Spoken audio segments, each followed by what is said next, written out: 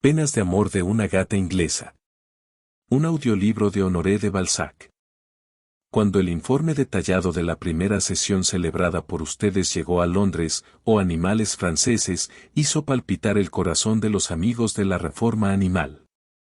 En mi cabecita tenía yo tantas pruebas de la superioridad de los animales sobre el hombre que, en mi calidad de inglesa, vi llegado el momento tan anhelado de publicar la novela de mi vida para mostrar cómo, pobre de mí, me atormentaron las leyes hipócritas de Inglaterra.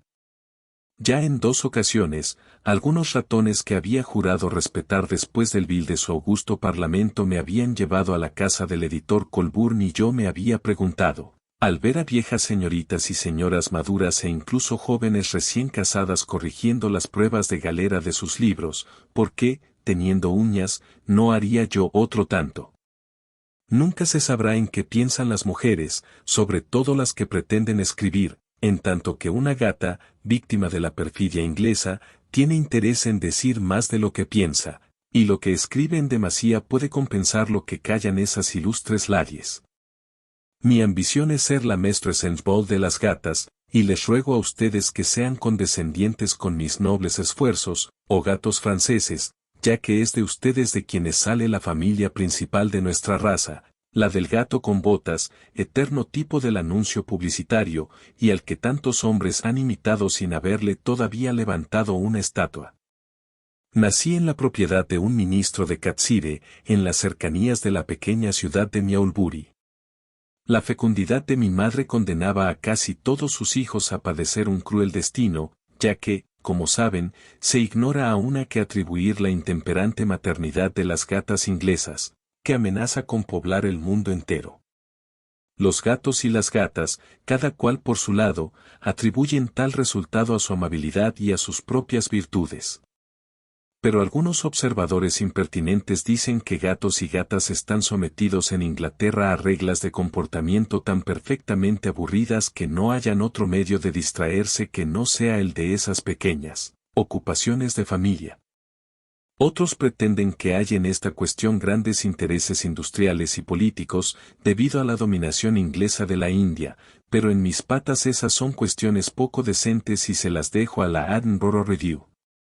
Fue gracias a la perfecta blancura de mi pelaje como me vi exenta al nacer de ser constitucionalmente ahogada. Por eso fue que me llamaron Beauty. Ay, la pobreza de aquel ministro que tenía mujer y 11 hijas no le permitió conservarme. Cierta solterona reparó en que yo sentía una especie de afecto por la Biblia del ministro, me sentaba siempre encima, no por religión sino porque era el único lugar limpio en aquella casa. Quizás pensó que yo terminaría formando parte de la secta de los animales sagrados que ya nos ha dado al asna de Balaam, lo cierto es que me llevó con ella. Por ese entonces, yo solo tenía 2 meses. Esa solterona, que organizaba en su casa veladas para las cuales enviaba invitaciones que prometían té y Biblia, trató de comunicarme la ciencia fatal de las hijas de Eva. Lo logró con un método protestante que consiste en hacer razonamientos tan largos sobre la dignidad personal y sobre las obligaciones sociales, que para no escucharlos una preferiría sufrir el martirio. Una mañana, yo, pobre criaturita de la naturaleza, atraída por la nata de un bol sobre el que estaba puesto de través un muffin, de un golpe de pata saqué el muffin y lamí la nata, después, rebosante de dicha, y cegaramente debido a la debilidad de mis tiernos órganos, me abandoné, sobre la alfombra, al más imperioso de los deseos que sienten las gatas jóvenes. A la vista de la prueba de lo que ella llamó mi intemperancia y mi falta de educación, la solterona se apoderó de mí y me dio unos cuantos azotes con una rama de abedul, mientras juraba que haría de mí una lady o que, caso contrario, me abandonaría. ¡Qué bonito!, decía. Aprenda usted, Miss Beauty, que las gatas inglesas envuelven con el más profundo misterio esas cosas naturales que pueden empañar el pudor inglés, que eliminan todo lo que es impropio y aplican a la criatura, como le ha oído decir al reverendo Dr. Simpson, las leyes que Dios hizo para la creación. ¿Ha visto usted a la tierra, acaso, comportarse de manera indecente? Por otra parte, ¿no pertenece usted a la secta de los Ants, pronúnciese Saints, que caminan lentamente los domingos para que quede bien claro que están paseando. Tiene usted que aprender a sufrir 1000 muertes antes que revelar sus deseos, en eso consiste la virtud de los Saints. El más hermoso privilegio de las gatas es el de desaparecer, con esa gracia que las caracteriza, e ir a algún lugar ignorado para llevar a cabo su pequeño aseo. De tal manera que usted solo se ofrecerá a las miradas de los otros en estado de belleza. Los demás, engañados por las apariencias, la tomarán por un ángel. De ahora en adelante, cuando semejante necesidad se apodere de usted, mire hacia la ventana, simule que tiene ganas de dar un paseo y vaya entre las plantas o al borde de algún techo. Si el agua, hija mía, es la gloria de Inglaterra, es, precisamente, porque Inglaterra sabe qué hacer con ella, en vez de dejarla caer, como una idiota, como lo hacen los franceses, que no poseerán nunca una marina debido a la indiferencia que sienten por el agua. A mí me pareció, con mi simple sentido común de gata, que en esta doctrina había mucho de hipócrita, pero era tan joven. ¿Y cuando me encuentre al borde del techo? Pensaba yo mirando a aquella solterona. Una vez sola y muy segura de que nadie te ve, solo entonces, Beauty, podrás dejar de lado las buenas maneras, y lo harás con tanto más gusto cuanto que habrás sabido retenerte en público. En eso resplandece la perfección de la moral inglesa, que se ocupa exclusivamente de las apariencias, sabiendo que este mundo no es otra cosa, que apariencia y engaño. Confieso que todo mi sentido común de animal se rebelaba contra tales tapujos, pero, con tanto azote como me habían dado, terminé comprendiendo que en la limpieza exterior consistía toda la virtud de una gata inglesa. A partir de ese momento, tomé la costumbre de ocultar bajo las camas los buenos bocados que me gustaban. Nunca nadie me vio comer, beber u ocuparme de mi aseo. Fui considerada la perla de las gatas. Tuve, entonces, la oportunidad de reparar en la sandez de los hombres que se proclaman sabios. Entre los doctores y otras personas que componían el círculo de amistades de mi dueña, se hallaba un tal Simpson, una especie de imbécil, hijo de un rico propietario, que esperaba obtener un buen puesto y que para obtenerlo daba explicaciones religiosas de todo cuanto hacen los animales. Un día me vio tomando la leche en mi taza y felicitó a la solterona por la manera en que yo había sido educada, porque había observado cómo la mía yo los bordes se iba, dando vueltas, disminuyendo el círculo que formaba la leche. Observe, pues, dijo, como gracias a una santa compañía todo se perfecciona, Beauty posee el instinto de la eternidad, ya que, mientras toma la leche, describe el círculo que es su emblema. Mi conciencia me obliga a decir que la aversión que sienten las gatas a mojarse el pelo era la única razón que yo tenía para tomar de tal manera la leche. Pero siempre seremos mal comprendidos por los sabios que se preocupan mucho más por mostrar su ingenio que por entendernos. Cuando las señoras o los hombres me tomaban en brazos para pasar sus manos por mi lomo de nieve y hacer brotar chispas de mi pelo, la solterona decía con orgullo, pueden tenerla en brazos sin nada que temer en cuanto a la ropa, es admirablemente bien educada. Todo el mundo decía que yo era un ángel, me daban sin cesar golosinas y las comidas más delicadas, pero declaro que me aburría profundamente. Así, comprendí muy bien cómo había sido posible que una gatita del barrio huyese con un gato. Esa palabra, gato, produjo como una enfermedad en mi alma que nada podía curar, ni siquiera los elogios que recibía, o más bien que mi dueña se prodigaba a sí misma. Beauty es enteramente moral. Es un angelito, decía. A pesar de ser tan bella, es como si lo ignorase. Nunca mira a nadie, lo que es el grado más alto de la bella educación aristocrática, es cierto que se deja ver sin que hacerse rogar, pero, sobre todo, posee esa perfecta insensibilidad que exigimos de nuestras jóvenes Miss, y que solo podemos lograr muy difícilmente. Beauty espera a que la llamen para aproximarse a alguien, nunca salta sobre uno familiarmente, nadie la ve nunca mientras come y, por cierto, ese monstruo de Lord Byron la hubiera adorado. Como buena inglesa que es, adora el té, mantiene una compostura grave cuando se explica un pasaje de la Biblia, y no piensa mal de nadie, lo que le permite escuchar la maledicencia de los demás. Es simple y no tiene afectación alguna, no le interesan las joyas, si le dan un anillo no lo conservará, en fin, no imita la vulgaridad de las que salen de casa. Le gusta el home y permanece tan perfectamente tranquila que a veces se creería que es una gata mecánica, como las que se hacen en Birmingham o en Manchester, lo que es el nec plus ultra de la buena educación. Lo que los hombres y las solteronas llaman educación es una costumbre adquirida para disimular los instintos más naturales, y, una vez que nos han depravado totalmente, dicen que somos muy educadas. Cierta tarde, mi dueña le rogó a una joven Miss que cantase.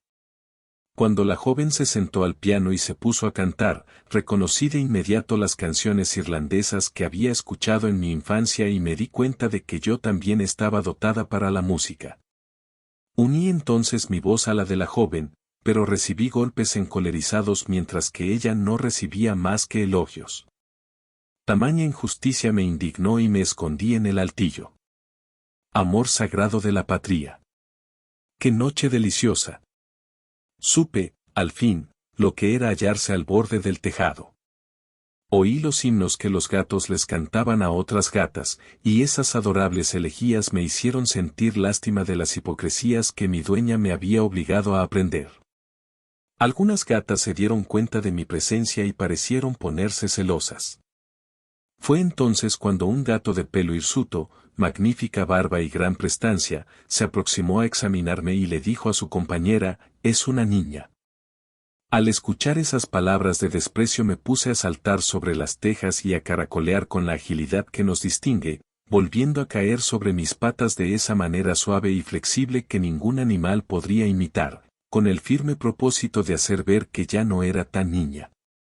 Pero tales gaterías no surtieron efecto alguno. ¿Cuándo llegará el día en que me canten himnos?, me decía a mí misma. El aspecto de aquellos soberbios gatos, sus melodías con las que la voz humana no podrá rivalizar nunca, me habían conmovido profundamente y me habían hecho componer algunos poemitas que yo cantaba en las escaleras. Pero un gran acontecimiento se produjo y me arrancó bruscamente de esa vida inocente. Fui llevada a Londres por la sobrina de mi dueña, una rica heredera que se enamoró de mí, que me abrazaba y besaba con furor y que me agradó tanto que, en contra de todos nuestros hábitos, me apegué profundamente a ella. No nos dejábamos en ningún momento, y así pude observar la gran sociedad de Londres durante la temporada. Allí fue donde estudié la perversidad de las costumbres inglesas que se ha extendido hasta los animales, allí fue donde conocí ese canto que Lord Byron maldijo y del que ambos hemos sido víctimas, aunque yo no haya publicado mis Hours of Adonis. Arabelle, mi ama, era una joven como existen tantas en Inglaterra, no sabía muy bien con quién quería casarse. La absoluta libertad en la que se deja a las jóvenes con respecto a la elección de un hombre las vuelve casi locas, sobre todo cuando reflexionan en el rigor de las leyes inglesas, que no admiten, luego del matrimonio, ninguna conversación en privado. En lo que a mí respecta, yo estaba muy lejos de pensar que las gatas de Londres ya habían adoptado esta severidad, que las leyes inglesas me serían severamente aplicadas y que debería padecer el juicio de los terribles doctores Cummins. Arabelle daba muy buena acogida a todos los hombres que le eran presentados, y cada cual podía creer que sería con el con quien esta hermosa muchacha se casaría, pero cuando una posible conclusión parecía estar cercana encontraba cualquier pretexto para romper la relación. Debo confesar que tal conducta me parecía poco conveniente. ¿Casarme con un hombre con las rodillas protuberantes? Nunca. Decía de uno de ellos. Y ese, el pequeñín, es ñato. Los hombres me eran tan absolutamente indiferentes que yo no entendía nada de esas incertidumbres basadas en diferencias puramente físicas. Al fin, cierto día, un anciano par de Inglaterra le dijo al verme, «Qué linda gata tiene Ud. Se le parece, es blanca, es joven y necesita un marido. Permítame que le presente un angora magnífico que tengo en casa». 3 días más tarde, el par trajo consigo al gato más hermoso de entre los gatos de todos los pares. Puff tenía el pelo negro y los más magníficos ojos verdes, verdes y amarillos, pero fríos y altaneros. Su cola, notable por sus anillos amarillentos, barría la alfombra con sus pelos largos y sedosos. Quizás fuese originario de la Casa Imperial de Austria, ya que llevaba, como lo ven, los colores de esta. Su comportamiento era el de un gato que ha visto la corte y la alta sociedad.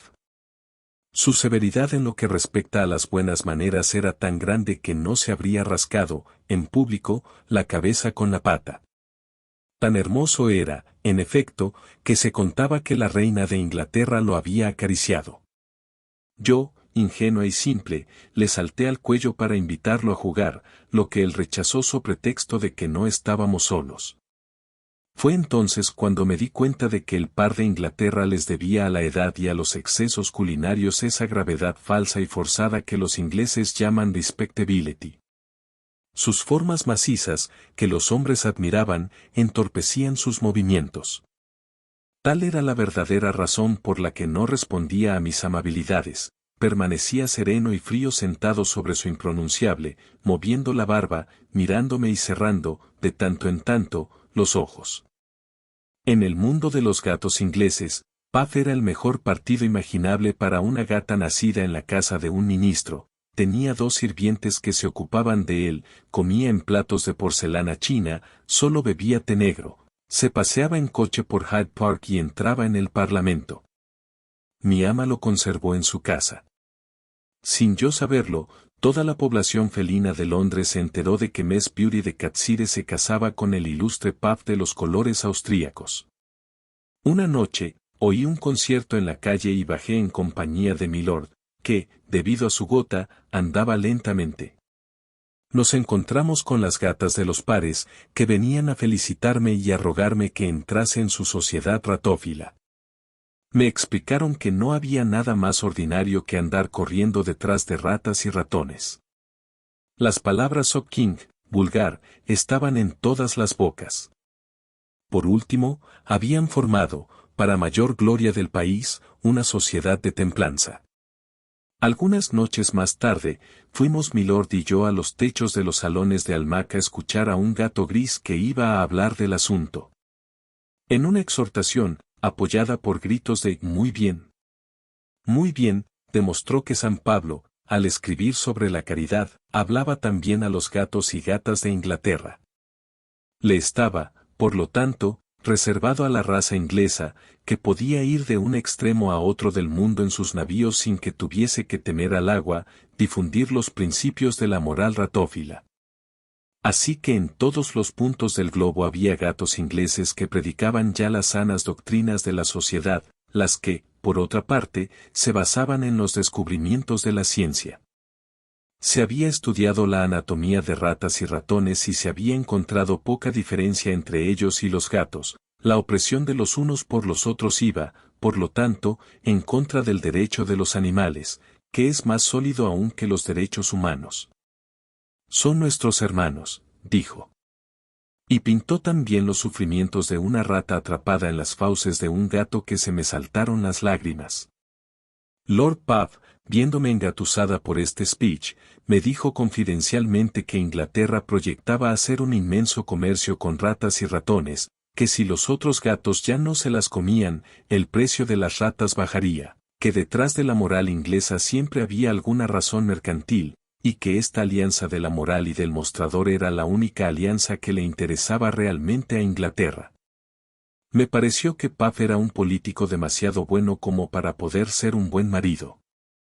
Un gato del campo, country gentleman, hizo observar que en el continente gatos y gatas eran sacrificados cotidianamente por los católicos, sobre todo en París, en los alrededores de las fortificaciones. Los demás comenzaron a gritar, al grano. Además se sumaba a esas crueles ejecuciones una horrible calumnia, haciendo pasar a esos valientes animales por conejos, mentira y barbarie que aquel gato atribuía a la ignorancia de la verdadera religión anglicana, que no permitía la mentira y la falsedad fuera de las cuestiones gubernamentales, de política exterior o de gabinete. Fue tratado de radical y de cabeza hueca. Estamos aquí por los intereses de los gatos de Inglaterra, no por los del continente, dijo un fogoso gato Torre. Milord dormía. Al final de la asamblea, oí estas deliciosas palabras dichas por un joven gato que venía de la embajada francesa y cuyo acento mostraba su nacionalidad.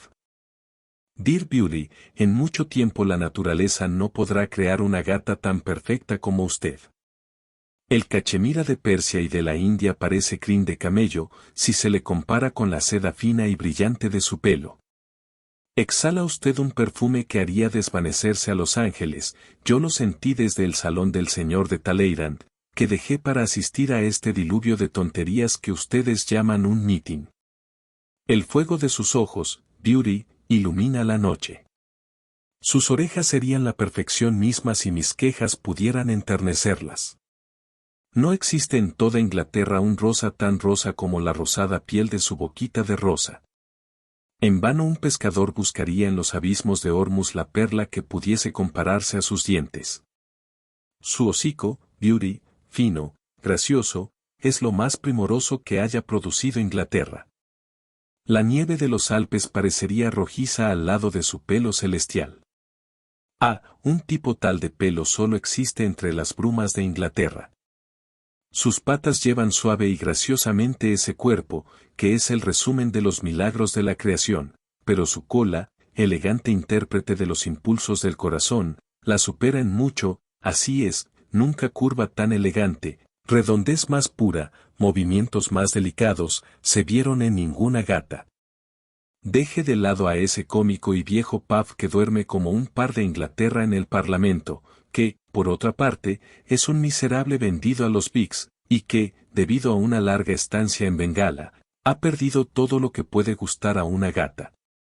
Disimuladamente miré a ese encantador gato francés, tenía los pelos revueltos, era pequeño y vivaz y no se parecía en nada a un gato inglés. Su desparpajo, como así también la manera de sacudir las orejas, anunciaban a un pícaro descarado.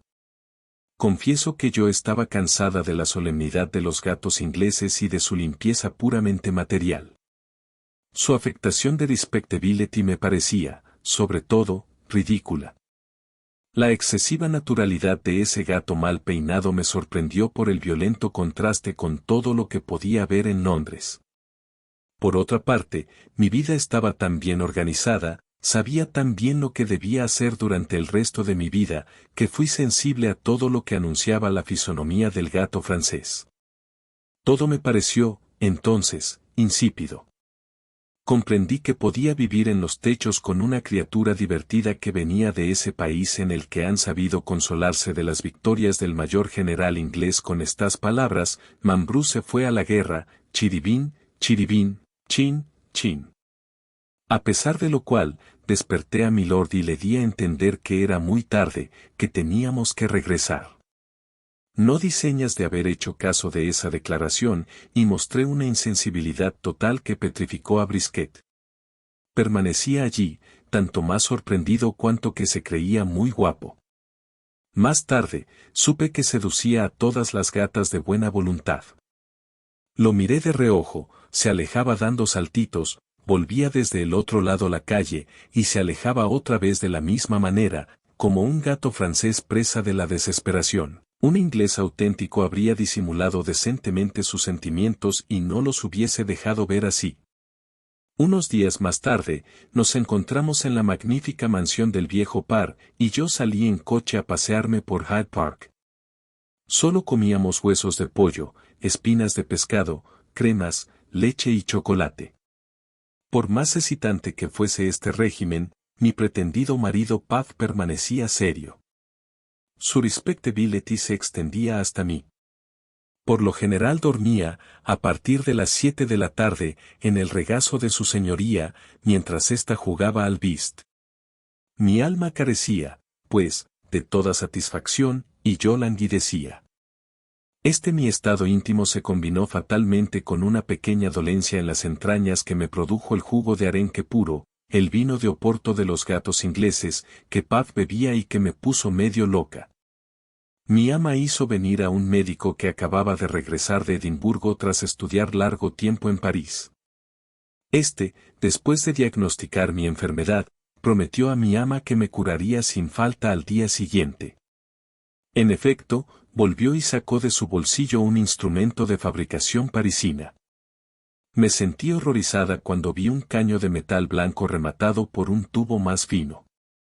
Al ver ese mecanismo, que el doctor manipuló con satisfacción, sus señorías se sonrojaron, se indignaron y expresaron cosas muy bellas sobre la dignidad del pueblo inglés. Según lo cual, lo que distinguía a la vieja Inglaterra de los católicos no eran tanto sus opiniones sobre la Biblia como sobre ese infame aparato. El duque dijo que en París a los franceses no les avergonzaba exhibirlo en el Teatro Nacional, en una comedia de Molière, pero que en Londres un Watchman no osaría pronunciar su nombre. Dele un poco de calomel. Pero eso la mataría, replicó el doctor. En cuanto a este inocente aparato, los franceses hicieron mariscal a uno de sus mejores generales por haber sabido servirse de él delante de la famosa columna. Los franceses pueden regar las revueltas intestinas como les plazca, respondió Milord. Yo ignoro, y usted también, lo que podría resultar del empleo de este humillante aparato, pero lo que yo sé es que un auténtico médico inglés solo debe curar a sus enfermos con los remedios de la vieja Inglaterra. El médico, que comenzaba a gozar de una gran reputación, perdió a todos sus pacientes de la alta sociedad. Llamaron a otro médico, que me hizo preguntas indiscretas sobre Puff y me enseñó que el verdadero lema de Inglaterra era, Dieu et mon droit, conyugal. Una noche, oí en la calle la voz del gato francés. Nadie podía vernos, trepé por la chimenea y, desde lo alto de la casa, le grité, en el reborde del techo. Esta respuesta le dio alas, estuvo a mi lado en un abrir y cerrar de ojos. ¿Creerán ustedes que ese gato francés tuvo la impúdica audacia de valerse de mi pequeña exclamación para decirme, ven a mis patas? Osó tutear, sin más, a una gata distinguida. Lo miré fríamente y, para darle una lección, le dije que yo era miembro de la Sociedad de Templanza. Veo, mi estimado, le dije, a juzgar por su acento y la liviandad de sus palabras, que usted, como todos los gatos católicos, es alguien inclinado a reír y a hacer mil ridiculeces, creyendo que con un poco de arrepentimiento todo le será perdonado, pero en Inglaterra tenemos más respeto por la moral, ponemos nuestra respectability en todo, incluso en los placeres.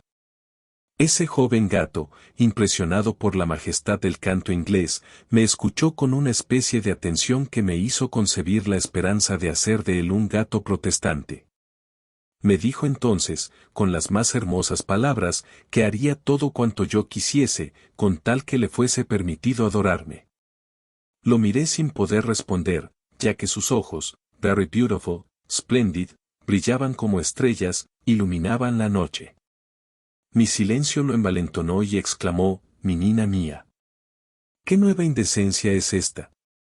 Exclamé, sabiendo que los gatos franceses son muy ligeros en su manera de hablar.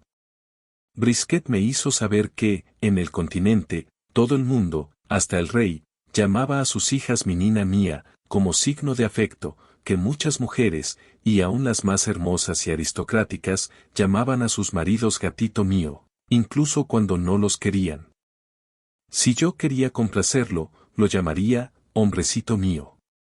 Diciendo esto, levantó sus patas con gracia infinita. Yo desaparecí, por miedo a ser débil. Brisquet entonó Rule Britannia, de tan feliz que estaba, y al día siguiente su querida voz resonaba todavía en mis oídos. Ah, también tú estás enamorada, querida Beauty, me dijo mi ama, al verme estirada en la alfombra, despatarrada, el cuerpo en muelle abandono y embriagada con la poesía de mis recuerdos. Me sorprendió tanta inteligencia en una mujer, y fui entonces a restregarme en sus piernas, arqueándome y haciéndole oír un ronroneo amoroso hecho con las cuerdas más graves de mi voz de contralto. Mientras mi ama, que me subió a su regazo, me acariciaba rascándome la cabeza y yo ponía mi mirada tierna en sus ojos llenos de lágrimas, tenía lugar en Bond Street una escena cuyas consecuencias fueron terribles para mí. Puck, uno de los sobrinos de Puff, que aspiraba a sucederle y que por el momento vivía en el cuartel de la Caballería Real, se encontró con Madame Brisket. El solapado capitán Puck felicitó al agregado de la embajada por su éxito conmigo, diciendo que yo había resistido a los más encantadores gatos de Inglaterra. Brisket, como francés vanidoso que era, respondió que se sentiría dichoso de merecer mi atención, pero que las gatas que hablan de templanza, de Biblia, etc., le producían horror. Oh. Dijo Puck, entonces, ¿ya le habla? Brisket, ese adorable francés, fue de ese modo víctima de la diplomacia inglesa, pero cometió uno de esos errores imperdonables que indignan a todas las gatas bien educadas de Inglaterra. Ese bribonzuelo actuaba realmente con mucha ligereza. ¿No se le ocurrió, acaso, saludarme en el parque y pretender hablarme familiarmente, como si nos conociéramos? El cochero, al ver a ese francés, le dio un latigazo que casi lo mata. Brisket lo recibió mirándome con una intrepidez que cambió mi estado de ánimo, lo amé por la manera en que se dejó golpear, sin ver otra cosa que no fuera yo, sintiendo solo el privilegio de mi presencia, y dominando la naturaleza que inclina a los gatos a huir ante la menor apariencia de hostilidad. No adivinó que yo me sentía morir, a pesar de mi frialdad aparente. En ese mismo momento, resolví que me dejaría raptar por él. Esa noche, en la azotea, me arrojé perdidamente en sus patas. «My dear», le dije, ¿posee usted el capital necesario para pagarle al viejo Puff los daños y perjuicios? No tengo otro capital, me respondió, riendo, el francés, que los pelos del bigote, mis 4 patas y esta cola. Diciendo esto, dio una barrida a la azotea con un movimiento lleno de orgullo. Ningún capital. Respondí, pero usted no es más que un aventurero, my dear. Me gustan las aventuras, me dijo tiernamente. En Francia, es en las circunstancias a las que tú haces alusión cuando los gatos se agarran de los pelos. Sacan las uñas, no los billetes. Pobre país. Le dije. ¿Y cómo es posible que envíe al extranjero, a sus embajadas, animales que carecen de capital? Esa es una buena pregunta. Dijo Brisket. A nuestro nuevo gobierno no le gusta el dinero, cuando se trata de sus empleados, lo único que le interesa es la capacidad intelectual. El querido Brisket tenía, al hablarme, un aire de autosatisfacción tal que me hizo temer que no fuese más que un vanidoso. El amor sin capital es un nonsense. Le dije. Mientras usted vaya de un lado a otro a buscar algo para comer, no podrá ocuparse de mí, querido mío. Ese encantador francés me demostró, a guisa de respuesta, que descendía, por parte de abuela, del gato con botas. Además, tenía 99 maneras de pedir dinero, y nosotros, dijo, solo tendríamos una de gastarlo. Por último, sabía música y podía dar lecciones. En efecto, me cantó, con acentos que desgarraban el alma, una romanza nacional de su país, al claro de luna. En ese momento, varios gatos y gatas traídos por Puck fueron testigos del momento en que, seducida con tantas razones, le prometí a ese querido Brisket que lo seguiría en cuanto él fuese capaz de mantener decentemente a su esposa. Al darme cuenta, exclamé, estoy perdida. Al día siguiente, el viejo Puff hizo una denuncia ante los Doctors' Commons por conversación criminal. Puff estaba sordo y sus sobrinos abusaron de ello. Puff dijo a los jueces que una noche, pretendiendo halagarlo, yo lo había llamado hombrecito mío. Fue uno de los peores cargos en mi contra, ya que no tuve manera de explicar quién me había enseñado esas palabras amorosas. Milord, sin quererlo, fue muy malo conmigo, pero yo ya me había dado cuenta de que estaba chocho. Su señoría no podía sospechar de que bajas intrigas yo era víctima.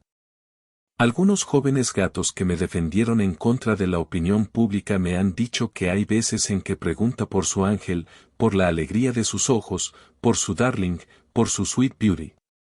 Incluso mi madre, que había venido a Londres, se negó a verme y a escucharme, pero me hizo saber que una gata inglesa no debía tener jamás una conducta sospechosa y que yo amargaba en mucho sus últimos días. Mis hermanas, celosas de mi elevación, apoyaron a mis acusadoras. Por último, la servidumbre declaró en mi contra. Fue entonces cuando me di cuenta de cuál es la cuestión que hace que en Inglaterra todo el mundo pierda la cabeza. En cuanto se trata de una conversación criminal, todos los sentimientos desaparecen, una madre ya no es una madre, una nodriza querría hacerse devolver su leche y todas las gatas gritan en la calle. Pero lo más infame fue que mi viejo abogado, que en una época había creído en la inocencia de la reina de Inglaterra, al que yo había contado todo con pelos y señales, que me había asegurado que no había materia ni para azotar a un gato, y al que, como prueba de mi inocencia, le confesé que yo no entendía nada de esas palabras, conversación criminal, me dijo que se le daba este nombre, justamente, por lo poco que se hablaba en tales situaciones, ese abogado, digo, sobornado por el capitán Pack. Me defendió tan mal que fue evidente que mi causa estaba perdida. En tales circunstancias, tuve el coraje suficiente para comparecer ante los Doctors' Commons. Milords, dije, soy una gata inglesa y soy inocente. ¿Qué se diría de la justicia de la vieja Inglaterra si? Acababa de pronunciar esas palabras cuando espantosos murmullos ahogaron mi voz, hasta tal punto el público había sido influenciado por el Car Chronicle y por los amigos de Pack. Pone en duda la justicia de la vieja Inglaterra, que ha instaurado el jurado. Gritaban. Lo que pretende explicar, milord, exclamó el abominable abogado de mi adversario, es cómo se paseaba por los techos en compañía de un gato francés con la intención de convertirlo a la religión anglicana. La verdad es que iba para decirle, a la vuelta, mon petit homme a su marido, para escuchar los execrables principios del papismo y para aprender a menospreciar las leyes y los usos de la vieja Inglaterra. Cuando se evocan tales tonterías delante de un público inglés se le vuelve loco. Así fue como una tempestad de aplausos acogió las palabras del abogado de Pack. Fui condenada a la edad de 26 meses, cuando hubiese podido demostrar que yo ignoraba todavía lo que era un gato. Pero todo eso me hizo comprender que es a causa de esas chocheces que a la vieja Inglaterra la llaman Albión. Caí en una profunda misgatopía, debida menos a mi divorcio que a la muerte de mi querido Brisket, a quien Pack, que temía su venganza, hizo matar aprovechando una revuelta. Es así como nada me pone más furiosa que oír hablar de la lealtad de los gatos ingleses. Ya ven ustedes cómo, oh animales franceses, al familiarizarnos con los hombres tomamos de ellos todos los vicios y todas las malas instituciones.